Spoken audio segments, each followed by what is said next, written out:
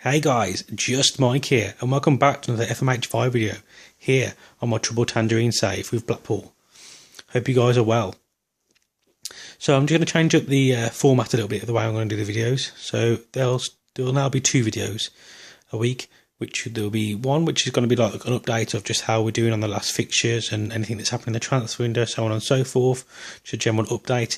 And then the next video will actually be the match. So today's video is just going to be an update of what's happened since we were last with you, and then the video will be up very shortly after this one. It'll be the match against Rotherham, and it'll just be a live match. It's just to shorten the video length down. It's just some feedback I've had from you guys, so thank you so much for giving me feedback. It's really good to see some people involved in it as well. So let's crack on with the fixtures anyway. So as I say, I don't want to make the videos too long and lose your interest. So in the last match we played on camera was the home match against Derby County. It was a very, very boring 1-0 victory to Derby. Really not happy with the performance in the match. I saw that change something up, so I decided to go with Prizes Black Pearl tactic. I will leave a link in the description below for the tactic that he does on the FMH5 forum, and it seemed to start off really good against Tranmere. Obviously changed a few of the players around. Should be a team that I should be winning against. Obviously you can see the slight glitch there, the bug that all of you have already seen. Jamie O'Hara with both goals. Obviously it wasn't Jamie O'Hara with both goals, the other one was Mendy. As I click on him, it tells you who actually scores it, but yeah, for some reason Jamie O'Hara did score one and Mendy scored the second one. So again, quite happy with how the formation worked. I did have a goal disallowed, rightfully so as well. He was actually offside. You know, I was more clinical, I suppose, in a way. I suppose I should have been a little bit more dominant, but yeah, really happy with the performance and how the tactic worked. This match I was so dominant up until the point when Johnny Lundstrom got a red card. I was 3-0 up, I was cruising. They had about 2 shots, and then obviously he got himself sent off, and they just started. All credit to Wolves in this match. They really went for it. It came up on the screen that had gone more attacking, and they did. They were just on it constantly.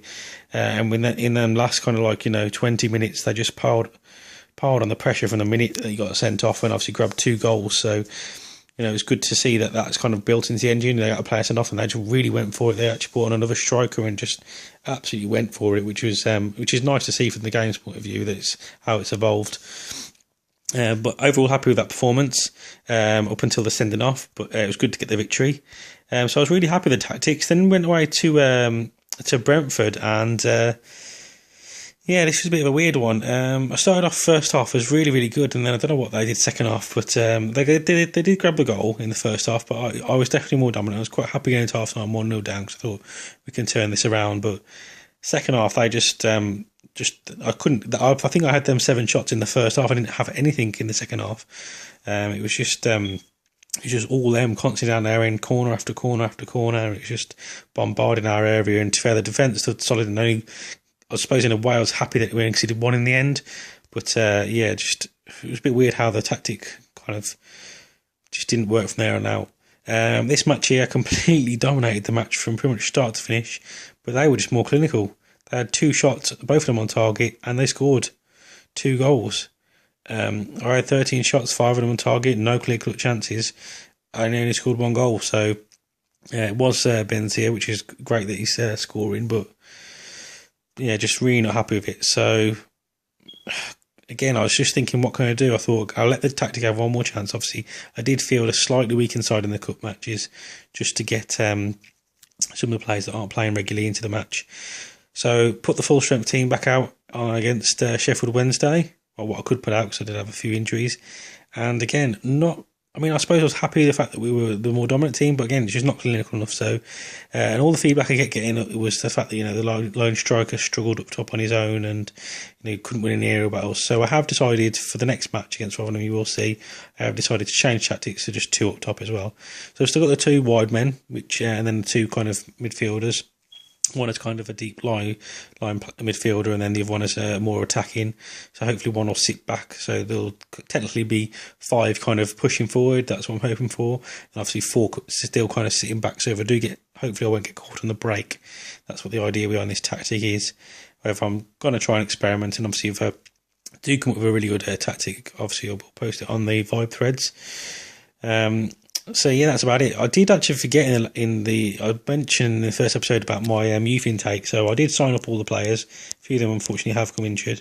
I have been looking at them, and I think the only two is the two that have got the 1-star potential that I'm actually going to do anything with. So I'm going to just promote them two up until the first team, and that's probably about it. I mean, some of the ones have got some decent stuff about them. I just obviously like the fact that, it's 19 teamwork there, and he might be worth a go. He was the only other one. Mr. Berry, he was one, yeah. So Adam Berry, I'm probably going to give him a go, and then Ben Mullins, I think he was the only other one that I really thought, I can't add him into the team.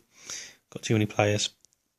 So yeah, there wasn't really much about the team really that I could see that was going to add anything to the squad. So I'm just going to pop him down because he's nowhere near. He was already in my team to give. He's nowhere near good enough to be in my squad, and then I'm just going to give that Ben.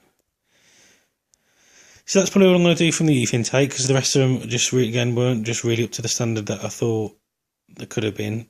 Definitely could have had some betters. I mean, some have got some good stats, but just when there's too many ones and stuff in there, I mean, that's it's awful. So they're the ones that I'm going to try and give a run out. Obviously, the cup's over now, so I can't actually do much in there, but we'll try and give them a run out as and when I can, and hopefully develop them into some great players.